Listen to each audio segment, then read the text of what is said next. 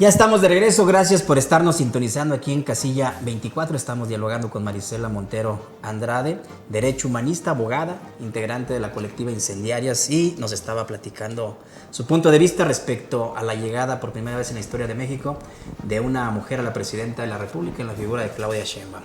En síntesis, contenta por tener ahora a las mujeres en general el poder. Marisela, llega tarde, llega en el momento que el país lo necesitaba. ¿Cómo lo sientes? 200 años. 200 años desde que somos un país independiente, vaya, y se siente muchísimo tiempo, 70 años en los que últimamente no tuvimos una mujer, bueno, más bien nunca la hemos tenido, pero 70 años muy marcados, ¿no? de unos partidos que llevaron al país a múltiples desgracias. Entonces me parece que no llega tarde, llega justamente en el momento en el que estamos preparados para esto, en el que hay muchísima más conciencia de que las mujeres podemos hacer las cosas. Justo ahorita, como hablábamos en la pausa, por ejemplo, de las mujeres haciendo cosas, los países que mejor enfrentaron la pandemia fueron los países que tenían mujeres mandatarias.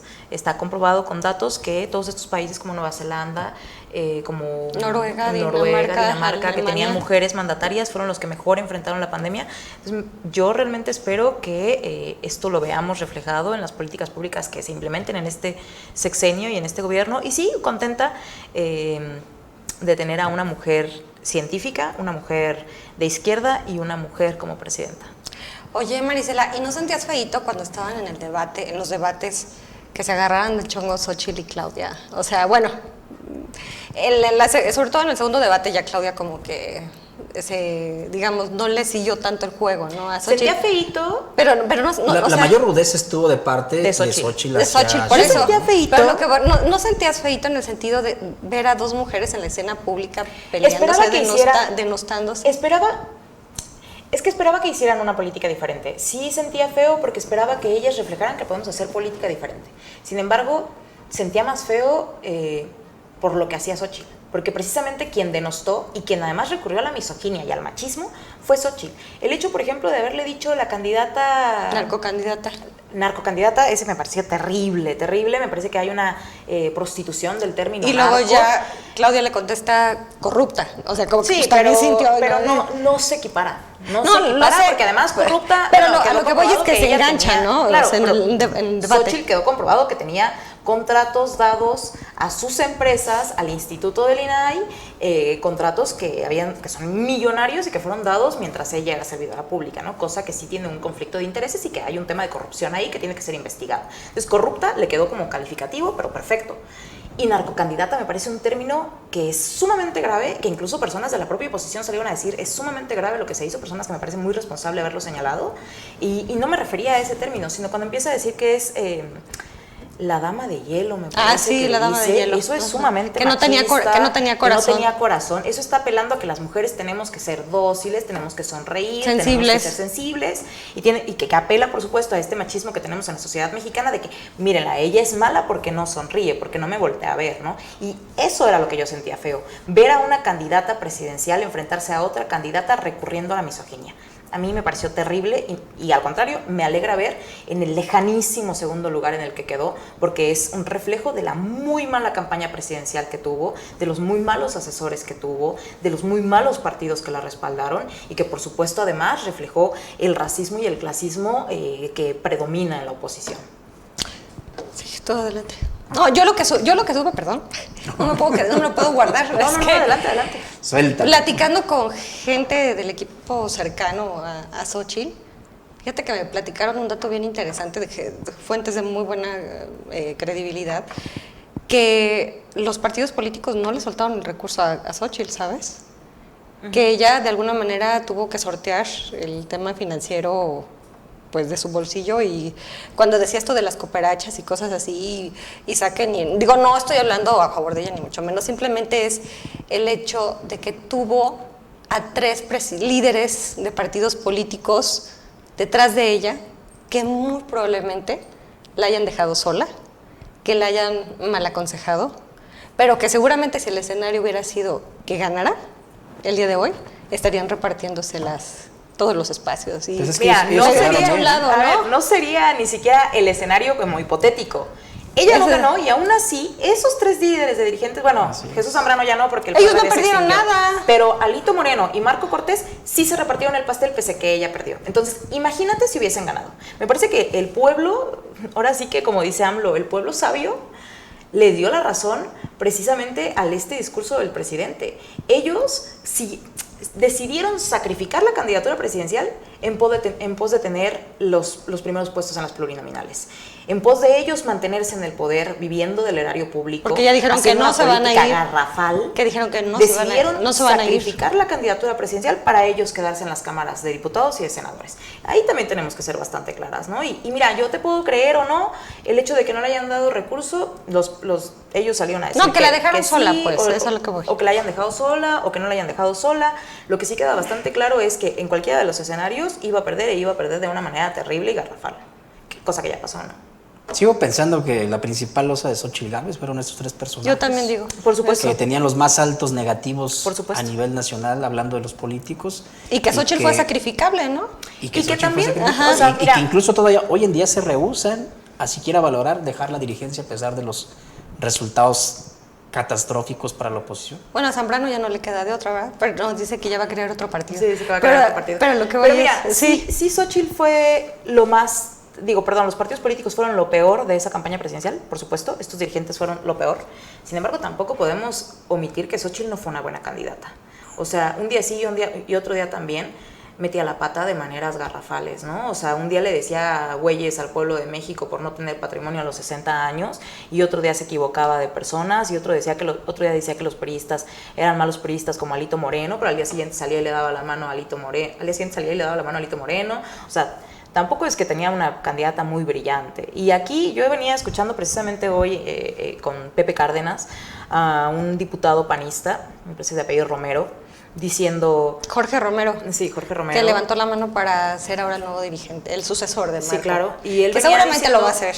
Y él venía diciendo precisamente, como haciendo una especie de reconocimiento, que sí fue el presidente Andrés Manuel quien les puso a Xóchitl como candidata. O sea, y también hay que reconocerlo. La oposición fue manipulable, creyeron que el presidente Andrés Manuel se ponía a temblar detrás de las puertas de Palacio porque Xóchitl le tocaba la puerta, y en realidad lo que se ponía era a reírse, porque sabía la forma tan triste en la que les iba a aplastar el pastel. Pero otra vez, el sistema hace uso de las mujeres.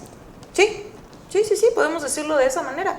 Los propios partidos políticos utilizaron a Xóchitl Gálvez de la manera más triste y más ruin, porque al final la que peor salió fue ella. Porque ella es como ella es. Claro. ¿Sabes? Claro, ella es lo claro. que es. Y que me parece también un reflejo de esta forma en la que le dijeron que tenía que ser, o sea, que tenía que ser vulgar, que tenía que hablar con malas palabras, que tenía que hacer como ciertas cosas.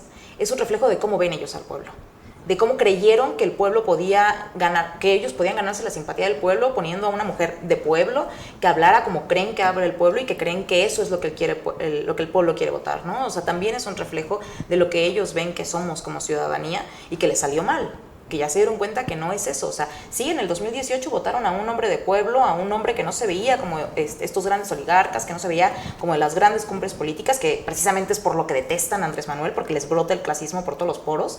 Pero en esta ocasión votaron por una mujer científica, una mujer que tanto criticó Xóchitl porque cuando era niña tomaba clases de ballet. O sea, es decir, ahorita votaron, el mismo pueblo votó lo contrario.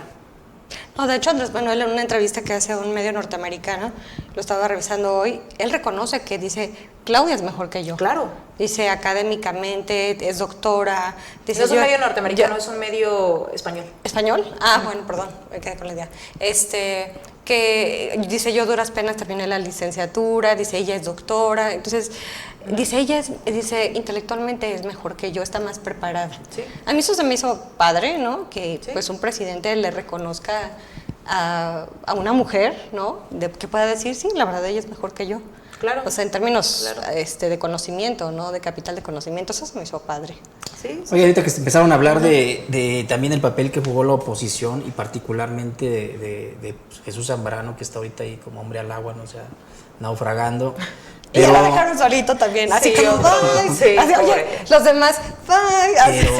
Pero lo cierto es que una cosa son las personas y otra cosa son, digamos, las instituciones partidistas.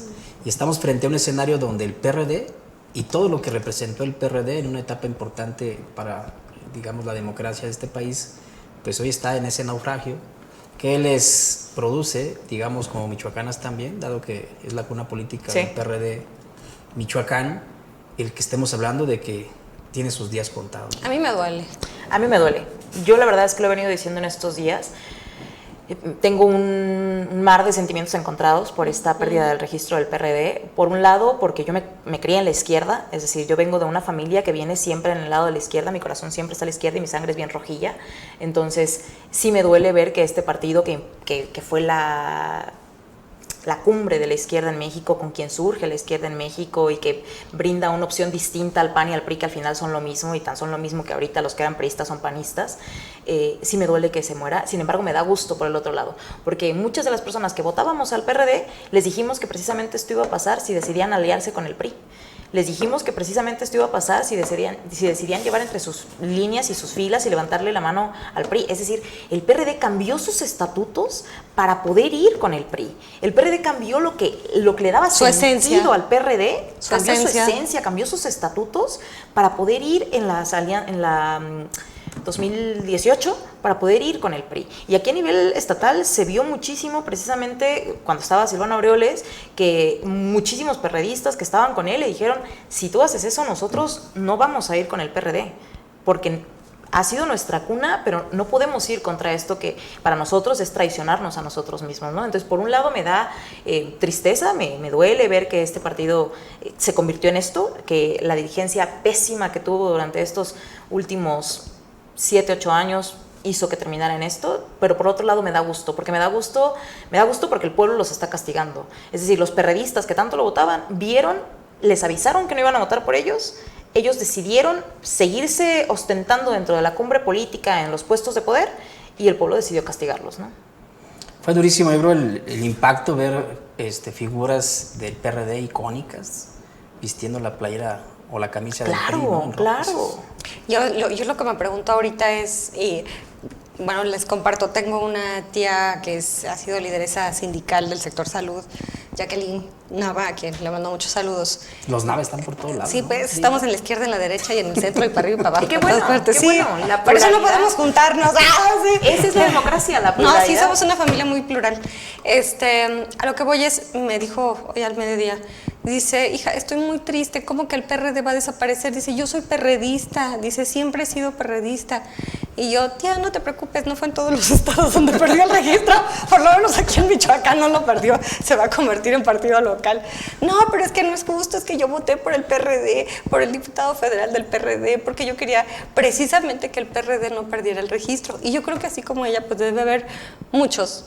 Y me preguntaba, ¿qué pasará ahorita por la cabeza, por la mente del ingeniero Cuauhtémoc Cárdenas? ¿Sabes? Justo ahora que le hicieron este reconocimiento de su cumpleaños número 90 en Pátzcuaro, que le dieron un galardón, si fue su obra, su bebé, todo el esfuerzo que hizo, todas las luchas por las que tuvo que pasar, los sinsabores, ¿no? De luchar, de desprenderse de un sistema para crear una plataforma distinta, para homologar a las izquierdas, porque te acuerdas que antes estaba como muy fragmentados los partidos políticos chiquitos de izquierda, los junta a todos y que acabe así en la historia. Mira, yo creo, y me trae yo sí me quedé pensando, solamente. o sea, ¿qué pasará por No su puedo cabeza? saber, por supuesto, qué No, pasa no por su podemos mente, saber. pero me trae dos pensamientos a mí, ¿no? Y creo por un lado que debe de estar igual que yo, como triste, pero por el otro lado debe de estar contento, porque precisamente el hecho de que haya surgido el PRD era para derrotar al PRI. Era para sacarlos del gobierno, era para dar una alternancia, era para crear una democracia. Y el otro pensamiento que me trae es que las personas que marcharon para defender al INE, que marchaban defendiendo la democracia, esa marea rosa, realmente deben de estar súper felices, porque lo que se vio en las urnas este 2 de junio fue que triunfó la democracia. Porque podemos decir mil y un cosas, pero lo que no podemos decir es que esto fue un triunfo no democrático. Es decir, este triunfo fue democrático, fue la democracia hablando, fue el pueblo manifestándose. Es decir, tenemos una participación histórica del 60% del padrón electoral votando. Nunca ningún presidente había sido elegido con esta cantidad de votos. El último me parece que fue Miguel de la Madrid. Cedillo, ¿no? No, Miguel de la Madrid. No, con Cedillo se dio, digamos, una votación más alta en términos porcentuales del padrón que se tenía en aquel momento. El padrón era menor. Hoy el padrón es mucho más alto. Sí, porque somos más. Ajá. Y en este sentido, ¿Qué más quieren esos que defendían la democracia que ver que triunfó la democracia? Ellos deben de estar sumamente felices. No ganó su candidata, pero ellos decían defender la democracia y pues ahora que lo aplaudan, ¿no? Y contrario a eso, pues vemos que esa solamente era una máscara para defender a los propios partidos políticos que llevaban a Xóchitl Gálvez, ¿no? ¿Por cuántos años el PRD no se mantuvo, por ejemplo, en una narrativa donde hablaba de sus muertos?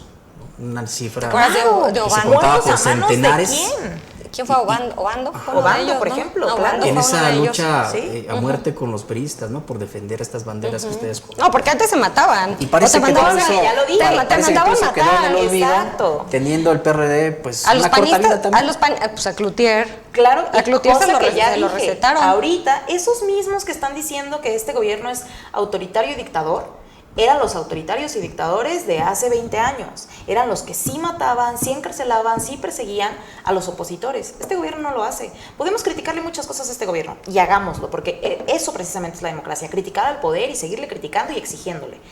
Pero no podemos ser deshonestos intelectualmente y decir que este gobierno es autoritario y dictador cuando precisamente tenemos a la oposición manifestándose en el Zócalo sin ninguna consecuencia jurídica para nadie de ellos, y mucho menos en su integridad, ¿no?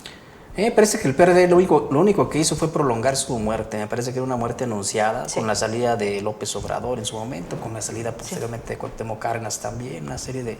Crónica de una muerte anunciada. Exactamente, y creo que lo único que hicieron al momento de aliarse con el PRI fue prolongar unos cuantos Y poner los clavos meses en el todavía ataúd. su vida, pero ya estaba esto, me parece, escrito. Yo me acuerdo de una asamblea, cuando se agarraron hasta con los botes de basura, ¿no se acuerdan? Las últimas, una asamblea que... Porque había muchas tribus, ¿no? Que fue cosa también sí. que desfundó al PAN, digo, al PRD. Y se agarraron a golpes y fue una golpiza en una asamblea nacional que tuvieron, hasta con los botes de basura se dieron, o sea... No recuerdo yo eso. vi así en la televisión y decía, ¿pero qué les está pasando, sabes? O sea, como que ya se veía venir, ¿no? La división, el encono, las pugnas internas, tantas cosas. Y en ese además- mismo declive, perdón, Maricela, en ese mismo declive va el PRI. O sea, el PRI hoy queda incluso por debajo de Movimiento Ciudadano. Sí. Sí. Entonces, hay una decadencia también priista encaminada al mismo destino si no se recomponen las Y que el cosas. PRI hace 20 años tenía un voto duro grandísimo, por eso digo que son lo mismo que el PAN, porque ese voto duro grandísimo, porque era la primera fuerza en México, ahorita está en el PAN. Entonces, que los tienen en una segunda postura política, en una segunda fuerza política, va. Pero sí, me parece muy triste. Y que además hay que decirlo también, si Morena no... Era no- lo que te iba a no decir. Es que todo cambia el timón todo es para cíclico. allá van. Todo es cíclico. Si Morena no Todos tiene los partidos cambios políticos muy tienen sus grandes, ciclos, claro. para allá van. Porque el hecho de ver a Alejandra del Moral, por ejemplo, uniéndose a las filas de Morena, o a Ávila, ¿cómo se llama? Erubiel Ávila, uniéndose también a Morena, son dos grandes ejemplos de que si Morena no cambia las cosas, la forma de hacer las cosas, van para allá. Y que hay que reconocer que hay resentimiento y sentimientos encontrados por parte de los morenistas de origen. Claro. Pero Los después de que estu- incorporan los que a Manuel estu- Bartlett, me parece que ya tiene cabida todo el mundo ahí, la verdad, también. Por eso, justamente a eso me refiero. O sea, si no cambian las cosas, si no dan un ¿cómo se dice? De timón, Golpe de timón. Un golpe de timón, van para allá. O sea, tiene que haber un cambio, tiene que haber una reestructuración en el partido, tiene que haber ahora sí unos estatutos, es decir, ya sacaste al PRI del poder, ya Ya te garantizaste, refrendaste en ya el te poder. refrendaste, ya el pueblo te dio el voto de confianza para otros 6 años, ahora sí, cúmplele al pueblo. ¿no? Ahora cuidar. Y ya Cúmplele al sin pueblo Andrés que Manuel no López eres lo Obrador en el mismo. papel, digamos, por lo menos Pues oficial. como conciliador protagónico. también, ¿no? Porque a mí me parece que el liderazgo de Andrés Manuel también sirvió mucho para contener y alinear, ¿no? Mucho a las tribus que sí tiene Morena, hay que Va a ser, decirlo. digamos, el Cuauhtémoc Cárdenas Entonces habrá que ver cuando deja ahora de ser candidato presidencial. cómo del se PRD. comporta Morena y cómo le toca a Claudia. Sí, sí. Marisela, y en el ámbito doméstico, ¿qué opinión te merece el resultado concretamente de Morelia, donde esa ola guinda pues avasalla todo a su paso, menos esta pequeña isla, ¿no? O sea, la de Alfonso Martínez, que logra mantenerse en Y los pie, Reyes. que lo logra rescatar, Uruapan allá en esa zona también los donde independientes. logran también mantener en pie ese territorio. Ahí no pasa digamos, esta avalancha del partido Morena, pero en el caso específico de Morelia, porque hay 4 distritos aquí alrededor y los 4 están ya en manos de Morena, pero logra salvarse Capital. ¿Es tan fuerte la marca de Alfonso Martínez o fue un error estratégico en la campaña de Morena? ¿A qué se lo atribuyes? Esta opinión no va a gustar mucho, pero lo atribuyo a que Morelia es una ciudad sumamente conservadora y clasista. Es decir, yo no soy moreliana de origen, pero he visto el clasismo precisamente por no ser moreliana. He visto que la ciudad es sumamente conservadora y eso, por supuesto, refleja el voto panista. Porque lo que vimos posterior al 2 de junio, la forma en la que en redes sociales han vertido las críticas, son críticas clasistas y racistas a más no poder.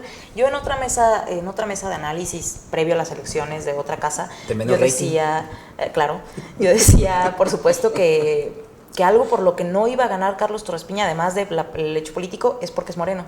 Y eso tiene que ver, lo querramos aceptar o no, porque la gente en Morelia es sumamente racista y clasista. Y no te referías a la marca. Y no me refería a la marca.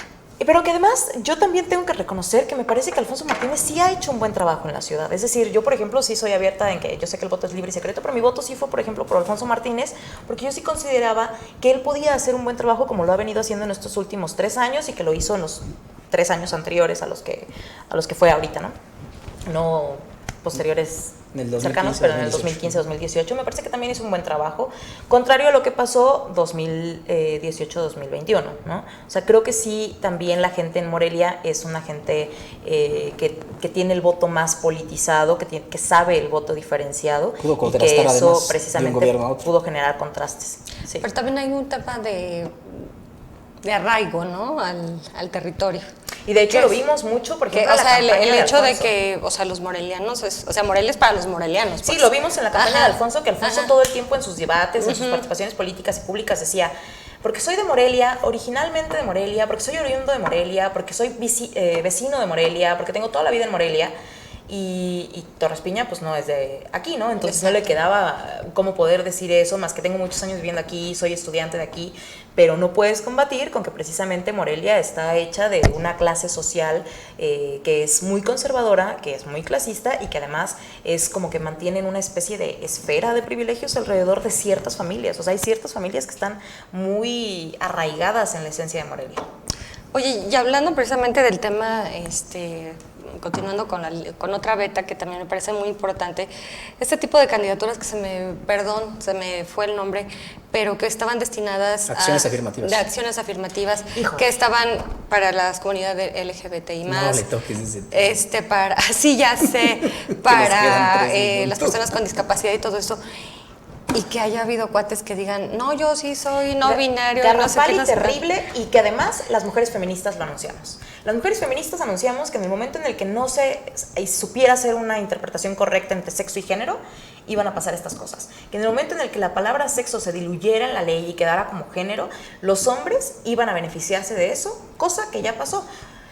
Me parece que fueron 60 y tantos registros de hombres que dijeron ser mujeres, hombres que ganaron incluso puestos diciendo ser mujeres y que son hombres y que precisamente entraron por acciones afirmativas que era para garantizar espacios a las mujeres y que vimos que fue en detrimento de nuestros derechos, ¿no? Habrá que los entrevistar ahora, ¿no? Para preguntarles. Yo espero que las constancias que les entregue el IEM digan diputada, presidenta, regidora, síndica, que es como y que lleguen vestidas de mujer, ¿no? Para que sean pues mira, porque yo no sé qué sea vestirse de mujer, porque la ropa en sí no nos hace mujeres.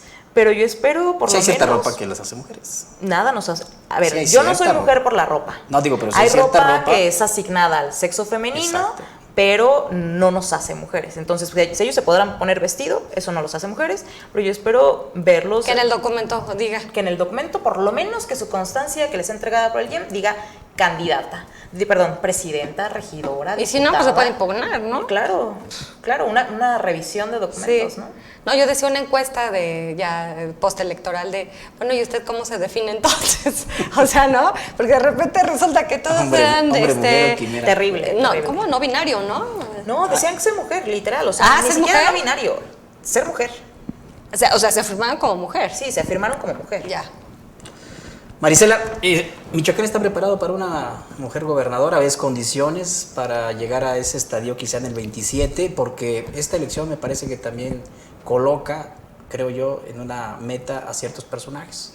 Yo veo a Raúl Morón, veo a Alfonso Martínez, por decir los más visibles en esa ruta, pero empiezan a asomarse también algunas mujeres. Si esa pregunta nos la hubieran hecho hace 6 años precisamente sobre si México estaba preparado para una presidenta mujer, todo el mundo decía, yo creo que no, porque veíamos a otros candidatos fuertes. Entonces yo creo que la pregunta no puede ser si está preparado, porque yo creo que la respuesta es sí, siempre estamos preparados, porque eso no debería importar.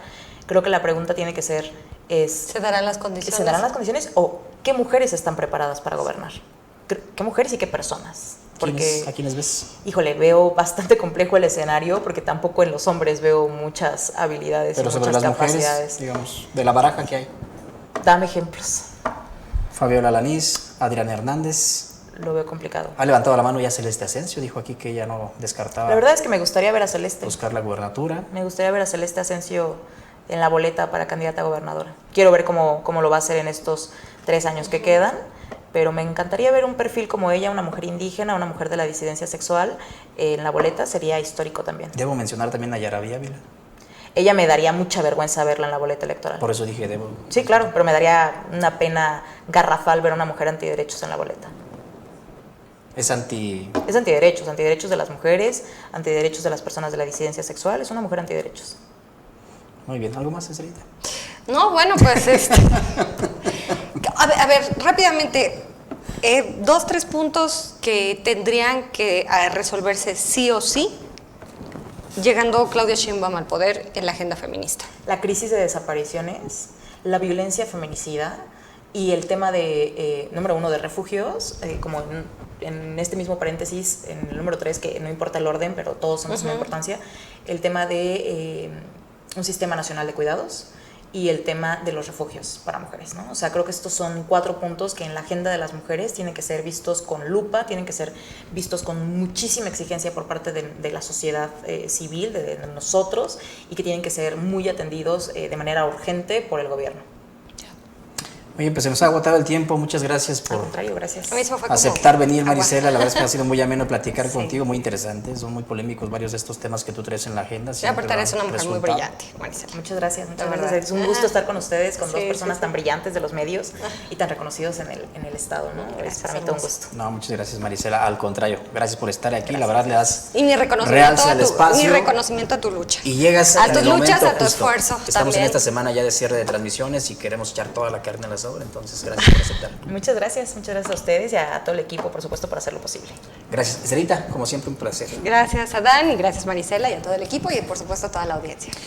Mauricio, nos hiciste falta, amigo, pero te mandamos un saludo también desde aquí. No pudo estar presente, seguramente sus fans lo están extrañando, pero ya mañana por aquí se presenta el buen Mauricio Solís. Le invito a que nos sintonice mañana otra vez en punto de las 8 de la noche, que se asome al noticiero también matutino a las 7 de la mañana con un servidor, a la 1 de la tarde con Mauricio Solís. ¿Y tus redes sociales, Estrellita? Estrellita Fuentes, MX. Ahí estoy en todas las plataformas. Y en La Poderosa y Primera Plana. Gracias por su atención, mi nombre es Adán García. Nos vemos mañana.